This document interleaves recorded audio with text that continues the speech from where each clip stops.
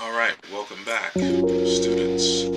So today we're going to be talking about New York State Fair Student Funding and the implications on your leadership as a principal and how that impacts your budget. Specifically, the New York State Fair Student Funding allocations in Galaxy. Again, Galaxy is a platform that's used for administrators that are looking at their budgets, how to move money around, hire specific personnel, get resources, organize different things for your students. So the song that comes to mind for me is a song by one of my favorite artists, New York State of Mind.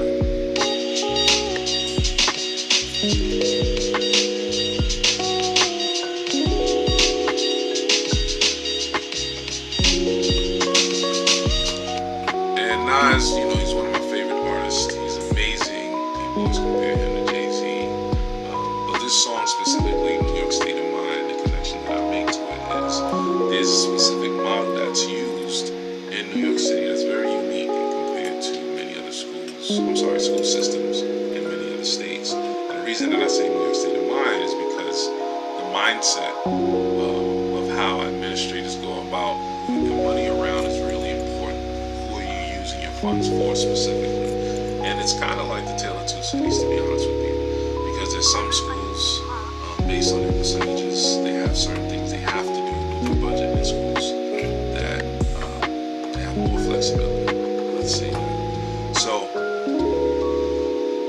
So that's what I wanted to say about New York State of Mind. And again, it's my learning style, it's the way that I understand information. So in the class, we're going to go through a bunch of information around New York State Fair Student Funding, the definition, added weights that are used based on specific student populations, and we talked about that in the previous lesson. And it's how some of the weights are actually changing over time, depending on the student description. So, for example, a student who receives 60% of their time of classroom instruction is done through ICT, which is collaborative teaching, then there's additional funds added and those percentages are changing. Here's a list of some of the weights that are being added for per pupil funding in 2022 and 2023. And this is something that's always changing over time based on inflation and the different needs of students in schools. So this is something you want to pay attention to. It talks about lump sum amounts and a bunch of information that I can't get into. This video would be 45 minutes long if I did. So when you get the chance, if you do have questions, you can go back to a specific slide and we can speak about it in class. And yeah. So some of the examples that we have here shows you how much funding each school receives. And all of this is public information. I didn't go to a special data bank to get this information. It shows you exactly how much schools are receiving per student based on the amount of students they have in their schools. Yeah, so this is really good and interesting to look at. This slide is really interesting because it gives you an idea of how much money is being generated by district. And if you look at some of our districts who have a larger percentage of special education students and EML students, you'll also see that there's a higher amount of funding that is sent to those schools. And if you have questions about this, we can talk about it again in class. If I'll just give you an example. Section 23 is Brownsville, East New York, and you'll see that they get a little bit more funding. Southside Jamaica, Queens, South Bronx, some schools in Brooklyn, 32K my district, which is in Bushwick, they get more funds than other schools. And on a personal note, giving a district more money is not going to solve challenges that they face. I think we need to reconsider the way that districts are set up and the percentages of student populations or subgroups of students that are sent to certain schools and not others. Something to think about. The research question that guides our thinking here is, how can we efficiently use fair student funding? Key term, fair student funding. And again, fair student funding is the main source of money for most schools. With input from the school leadership team, principals decide how to spend these funds to meet basic educational needs. Fair student funding is based on the number of students enrolled at each school and the needs of those students. This budgeting method is called a weighted pupil funding model.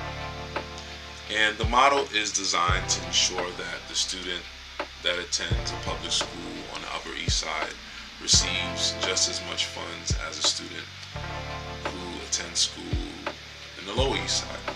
And if you know New York City, you know that there's a huge difference between the Upper East Side and the Lower East Side. So this gives everyone the same amount of funding, as opposed to other states that have school boards and a lot of their funding comes from property tax.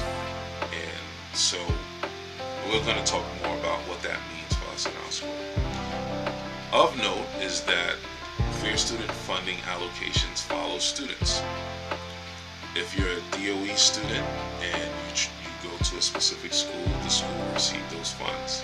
Same thing for a student that is entering into a charter school. Right now, there are some challenges around fair student funding being provided for students who attend specific private schools, yeshiva schools, and Catholic schools. I do believe that there's some movement towards making sure that happens, but that is a challenge right now in terms of fair student funding because of the religious affiliations, I believe, of some of these schools. And it is above my pay grade to make any judgments about whether that's right or wrong.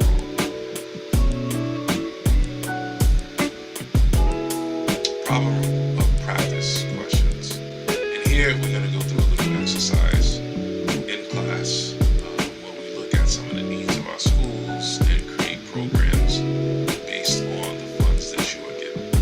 And this is not something we're going to do right now, but just wanted to let you know that's what we are going to do in class.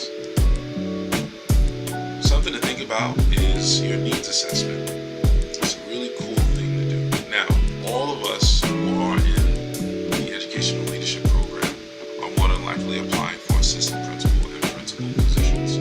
When you go to your interview, you want to be able to show that you're able to look at the school's data, look at disparities, look at areas that need improvement, and develop plans. So, in terms of a needs assessment, one, you can look up the school's profile, look at their graduation rate, their attendance data, their college and career readiness index, the performance of E&L students, special education students, students who are taking AP courses, so on and so forth. And every school has an area that they're not too good at. When you interview, you want to speak specifically to what you find in that school profile. Next, you want to do an informal assessment.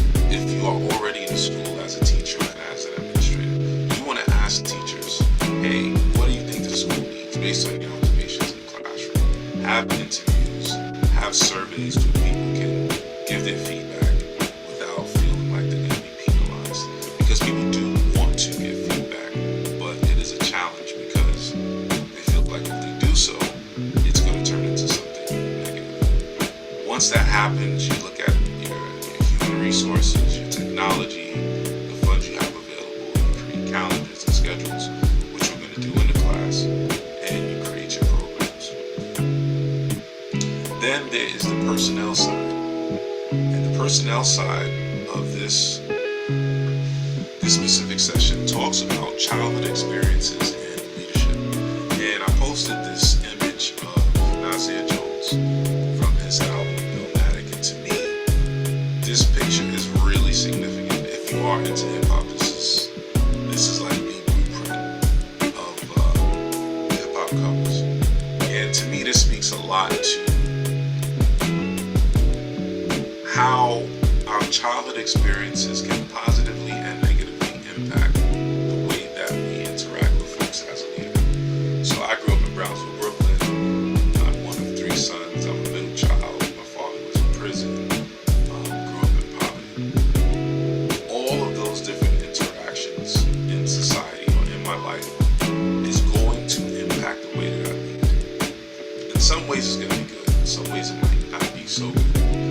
my lived experiences is going to go against someone else's lived experiences in my school. And I have to ask myself, what am I going to do at that point? The biggest challenges that I've seen, or I see sometimes in leadership, is not acknowledging that very basic truth, that we're very different, we have different ideas, different experiences, and we have to use those different experiences, specifically from our childhood, to positively impact the way that